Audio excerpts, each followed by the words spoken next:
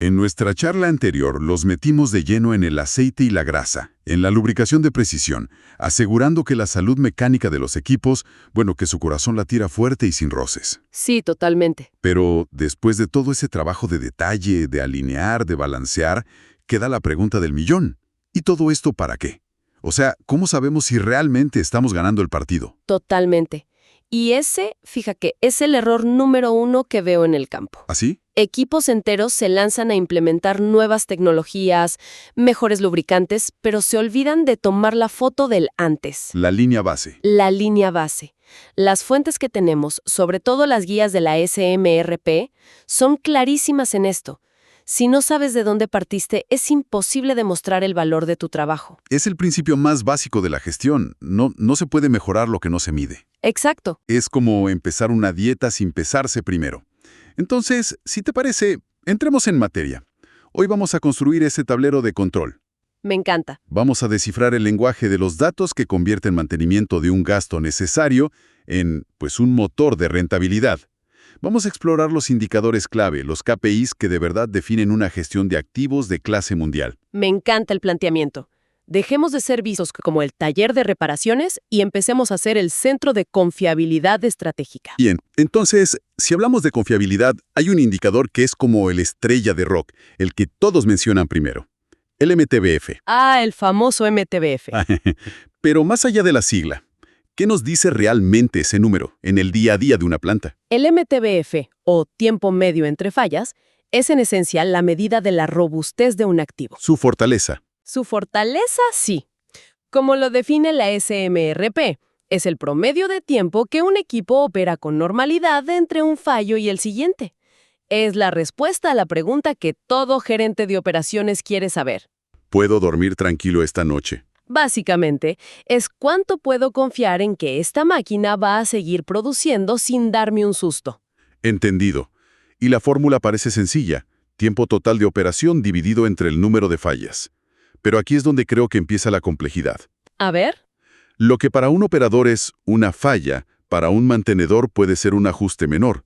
¿Cómo definimos qué es una falla para que el MTBF sea un dato fiable y no un número para, pues, maquillar informes? Has dado en el clavo. Esa es la conversación más importante y la que muchos equipos se saltan. Me imagino. La calidad del dato lo es todo. Basura entra, basura sale. El MTBF es tan bueno como la definición de falla que lo alimenta. Contamos una parada de 5 minutos que resolvió el propio operador. ¿O solo las que generaron una orden de trabajo para mantenimiento? Precisamente. La mejor práctica es crear un código de fallas y un umbral claro. Por ejemplo, A ver, un ejemplo práctico. cualquier evento no planificado que detenga la producción por más de 10 minutos y requiere intervención de mantenimiento se considera una falla para el cálculo del MTBF. Tiene que ser un pacto. Un pacto entre operaciones y mantenimiento. Sin ese acuerdo, el indicador nace viciado y genera desconfianza. Un MTBF que sube de forma consistente y transparente, esa es la señal inequívoca de que las cosas están funcionando. Ok, eso clarifica mucho el panorama del MTBF. Pero he visto plantas con un MTBF envidiable, máquinas que casi nunca fallan. Ajá. Pero cuando lo hacen, es el apocalipsis. La producción se detiene por días, el caos es total. La frecuencia de la falla es solo una parte de la historia. Es la otra cara de la moneda y es igual de importante. Aquí entra el otro indicador. Ahí es donde entra el MTTR, el tiempo medio para reparar. Este indicador no mide la fiabilidad de la máquina, sino la agilidad y eficiencia de nuestra respuesta. La mantenibilidad. La mantenibilidad mide, en promedio, cuánto tardamos en devolver el activo a su condición operativa una vez que ha fallado. Y de nuevo, la fórmula parece simple. Tiempo total de mantenimiento dividido entre el número de intervenciones. Pero al igual que con el MTBF, sospecho que el diablo está en los detalles. Siempre lo está. ¿Ese tiempo total de mantenimiento empieza a contar desde que alguien levanta el teléfono o desde que el técnico llega a la máquina con sus herramientas? Excelente pregunta, porque el MTTR es un iceberg. La punta que todos ven es el tiempo de llave inglesa, el tiempo que el técnico pasa reparando activamente. Lo que está debajo es lo que duele. ¿Y cómo? Por debajo de la superficie hay un mundo.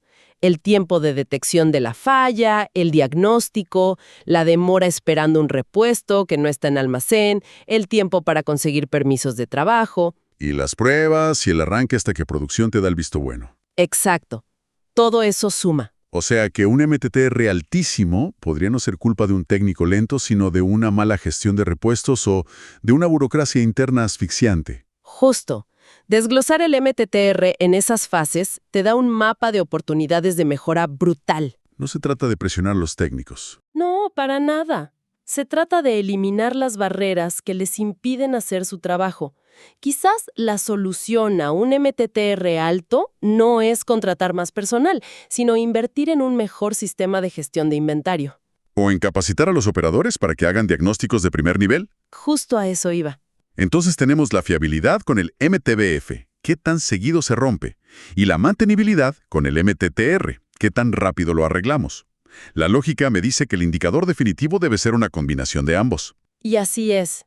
Esa combinación es la disponibilidad, específicamente la que las guías llaman disponibilidad inherente. ¿Por qué inherente? Porque es la medida más pura del diseño del equipo y de nuestra estrategia de mantenimiento. La fórmula es elegantemente simple.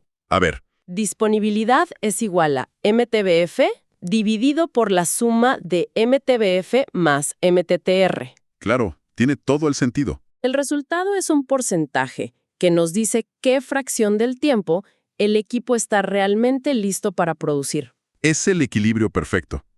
De nada sirve un MTBF altísimo si el MTTR también lo es, porque la disponibilidad se desplomará. Y viceversa. Te obliga a pensar de forma sistémica. Correcto.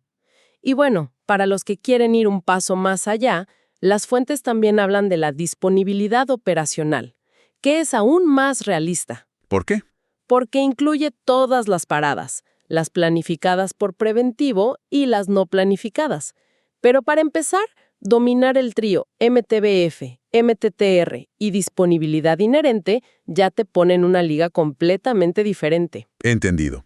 Pero todos estos indicadores, MTBF, MTTR, disponibilidad, tienen algo en común. ¿Qué sería? Miran hacia atrás.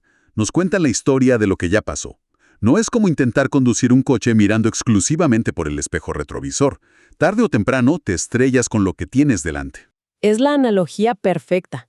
Y es la distinción fundamental que tanto la SMRP como el PMBOK, la Guía de Gestión de Proyectos, hacen entre, Indicadores atrasados y adelantados. exacto, lagging y leading indicators.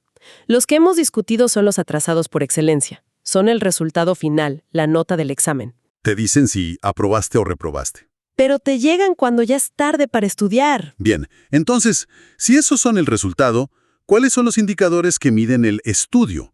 Las acciones que nos permiten anticipar y asegurar una buena nota al final. ¿Cuáles son esos que nos hacen mirar por el parabrisas? Esos son los adelantados. Miden las actividades proactivas que, si se hacen bien y consistentemente, predicen un buen resultado futuro. Un ejemplo. El clásico, el porcentaje de cumplimiento del plan de mantenimiento preventivo. O el cumplimiento de las rutas de inspección predictiva, como termografía o análisis de vibraciones. A ver, aquí es donde se pone interesante. Porque uno podría argumentar que el cumplimiento del plan de mantenimiento también es un indicador atrasado. ¿En qué sentido? Mide algo que ya se hizo o que no se hizo, ¿no? Y ese es el matiz fascinante que una de las fuentes detalla. Un mismo indicador puede ser ambas cosas. ¿Cómo? Depende de la perspectiva. Si eres el gerente de planificación, el cumplimiento del plan es un indicador atrasado de la eficiencia de tu proceso. Mide tu trabajo pasado. ¡Exacto! Pero si eres el gerente de confiabilidad, ese mismo número es un indicador adelantado de la futura fiabilidad de la planta. Claro, es un cambio de mentalidad. No medimos el cumplimiento del plan solo para felicitar al planificador. Aunque también, claro. Lo medimos porque un 95% de cumplimiento hoy nos predice con alta probabilidad que el MTBF de mañana será más alto. Es una apuesta informada sobre el futuro. Exactamente. Pero ojo, hay que ir con cuidado. No se trata solo de cumplir por cumplir. Ah, buen punto. Un 100% de cumplimiento en tareas mal definidas o mal ejecutadas es un indicador adelantado que te lleva directo al precipicio. La calidad de la ejecución es crucial. ¿Se aplicó la cantidad correcta de grasa? ¿Se usó el instrumento calibrado? Esas son las preguntas. El indicador adelantado más potente combina cumplimiento con calidad. Ok. Entonces tenemos toda esta inteligencia de negocio. Tenemos indicadores que nos dicen qué pasó y otros que nos predicen qué pasará. Tenemos datos de MTBF, MTTR, cumplimientos. ¿Cómo evitamos que todo esto se convierta en un cementerio de gráficos, en un Excel olvidado? El cementerio de gráficos. ¿Cómo lo transformamos en una herramienta estratégica que la alta gerencia entienda y, sobre todo, valore? Ahí es donde entra en juego el concepto de tableros de control o dashboards.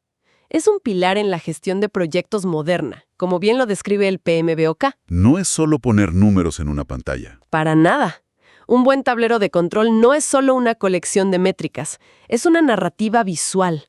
Su propósito es contar una historia clara y concisa sobre el desempeño. Es la herramienta para, como decía una de las fuentes sobre lubricación, hablar el idioma de los gerentes. Justo eso. Dejar de hablar de viscosidad o análisis de espectros y empezar a hablar de retorno de la inversión, de riesgo, de continuidad del negocio. Precisamente.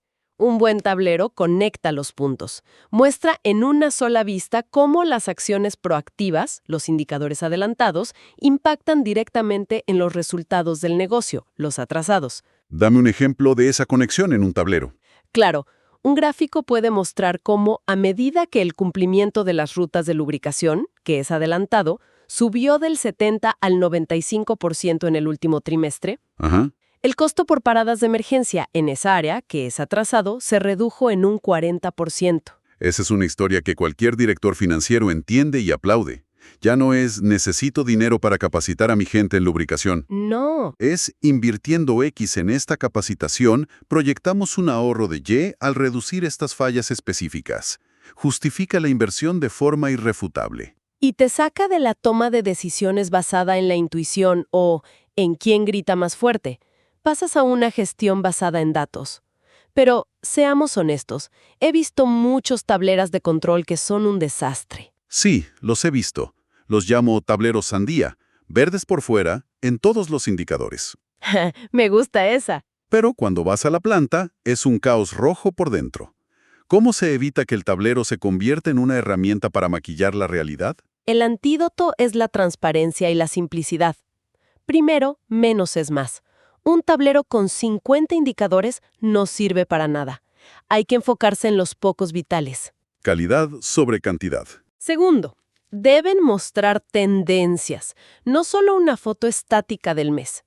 El MTBF es de 500 horas. No me dice mucho, pero si era 200 hace 6 meses y ahora es 500, ahora sí tenemos una conversación.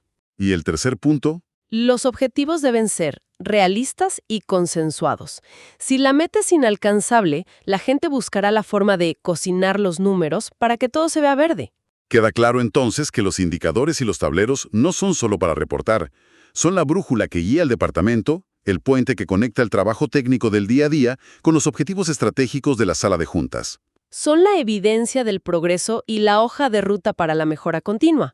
Pero, y esto es clave, nos dejan en un punto de partida fascinante.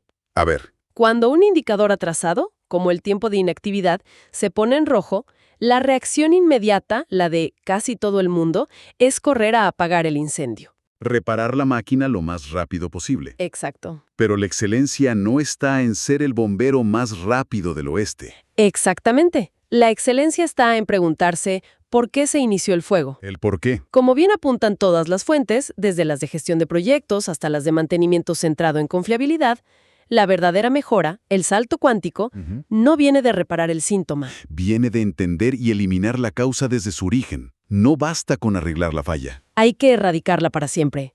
Cuando un indicador nos grita que algo salió mal, la pregunta no debe ser solo ¿cómo lo arreglamos?, sino ¿por qué falló? Lo que nos deja el escenario perfectamente servido para nuestra próxima exploración a fondo. El arte y la ciencia del análisis de causa raíz.